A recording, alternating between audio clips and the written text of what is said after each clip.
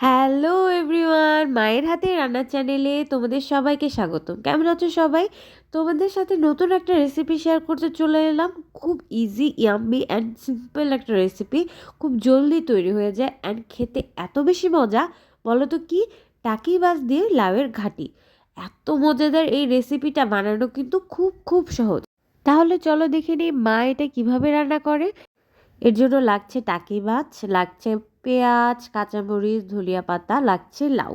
মা প্রথমেই টাকি মাছগুলোকে মশলা দিয়ে মাখিয়ে নেবে। স্বাদ মতো লবণ, আধা চামচ হলুদ, আধা চামচ মরিচ গুঁড়ো দিয়ে মা মাছগুলোকে খুব সুন্দর করে মাখিয়ে নিচ্ছে।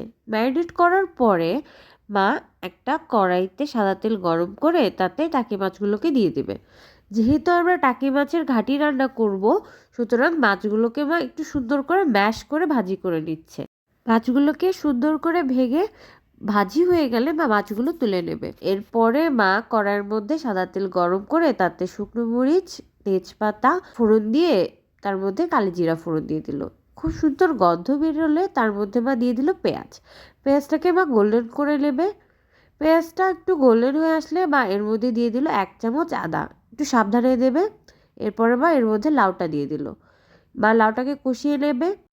এর মধ্যে মা দিয়ে দেবে আধা চামচের মতো হলুদ গুঁড়ো, আধা চামচ মরিচের গুঁড়ো, আধা চামচ ধনিয়া গুঁড়ো।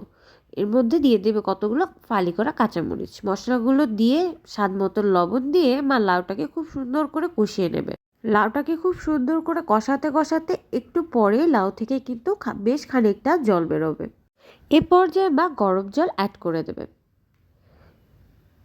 এরপর ঢাকা দিয়ে কিছুক্ষণ রান্না করলে লাউটা কিন্তু অলমোস্ট হয়ে গেছে। ঝোলটা একটু কমে আসলে বা এর মধ্যে টাকি মাছগুলোকে দিয়ে আরও বেশ কিছুক্ষণ রান্না করে নেবে। এর মধ্যে দিয়ে দেবে 1 চামচের মতো ভাজা জিরার গুঁড়ো। রান্নাটা অলমোস্ট শেষ হয়ে এসেছে। লাউর ঘাটিটা যখন একদম ঘন হয়ে আসবে সে পর্যায়ে মা ধনিয়া পাতা অ্যাড করে দেবে।